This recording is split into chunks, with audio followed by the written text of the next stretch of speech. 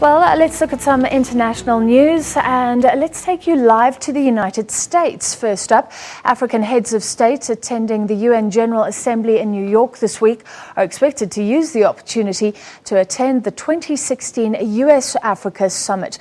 For more on the importance of the event, we cross live to US correspondent Sherwin Bryce-Pease, who's standing by with Trade and Industry Minister Dr Rob Davies. Sherwin, over to you.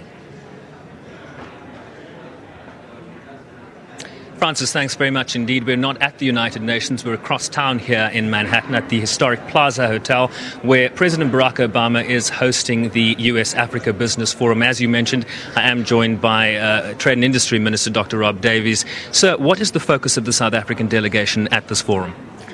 Well, we participated in this as the second US-Africa Business Forum. The first one was on the margins of the summit, which took place 2 years ago in Washington. So this is a follow-up to that. And I think there's a number of panels that are discussing all kinds of issues about moving the business relationship further forward. President Obama told the forum that there'd been a 70% increase in business relations, both trade and investment, between the US and the African continent since the last forum. As South Africa, well, our president is participating in one of the panels later on this afternoon. It's basically about skills and the new technologies in industrial development that are critical to what's called the fourth industrial revolution. But as far as South Africa is concerned, we have seen a growth in the relationship with the US. Our trade each way is a little under 80 billion rand. There are now 800 companies that are invested in South Africa, US companies, invested or participating in one other form in the South African economy. And between them all, according to the American Chamber, AmCham, they employ a little over 200,000 people. So they're a significant investment partner. I did see an analysis from Bloomberg that looked at the number of foreign direct investment projects in Africa, and South Africa leads on that in that tabulation. How directly is trade and investment then linked to economic growth, particularly with Moody's coming out this week saying that South Africa will only be growing at 0.2%? Well, I think our growth prospects, like those of a number of other mineral-based economies on the African continent, have been hit by not just the general low level of growth in the world economy, which is very, very depressed at the moment, but also by the fact that the mineral commodity prices have fallen, including for oil, but also for other minerals. And so that's been a big blow to our economy along with others. But we have seen some resilience. And one of the things that we have been seeing is that, for example, in the second quarter, GDP figures were unexpectedly, we had higher than expected, 3.3% growth. And in manufacturing was one of the sectors that was quite high there, 8%.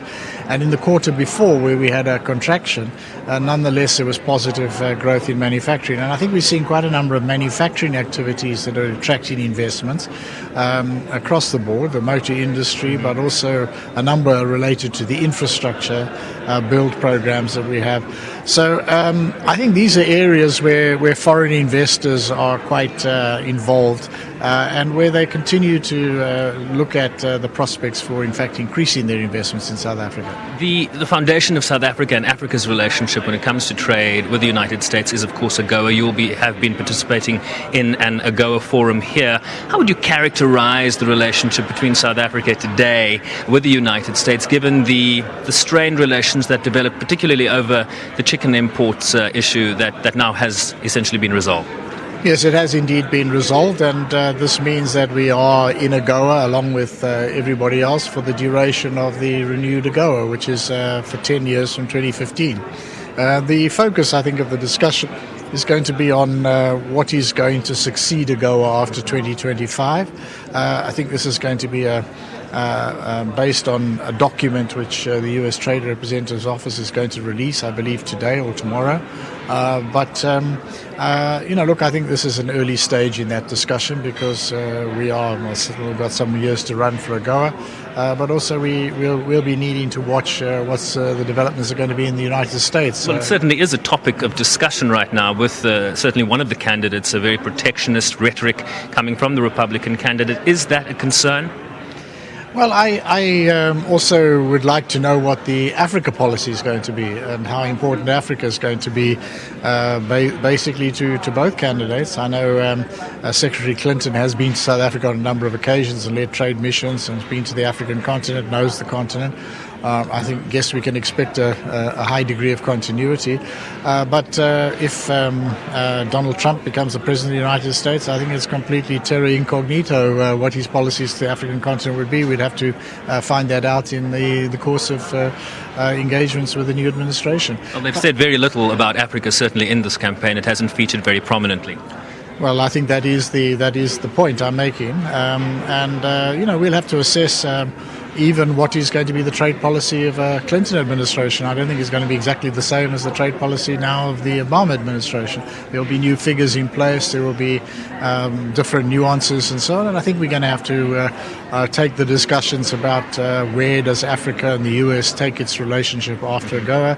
We'll have to take it further forward with the new administration, whoever's leading it. Let me ask you one final question. You'll be part of a panel later this afternoon looking at investing in youth in Africa. What will you tell panelists here? Well, it won't be me, it'll be the President who's on that panel.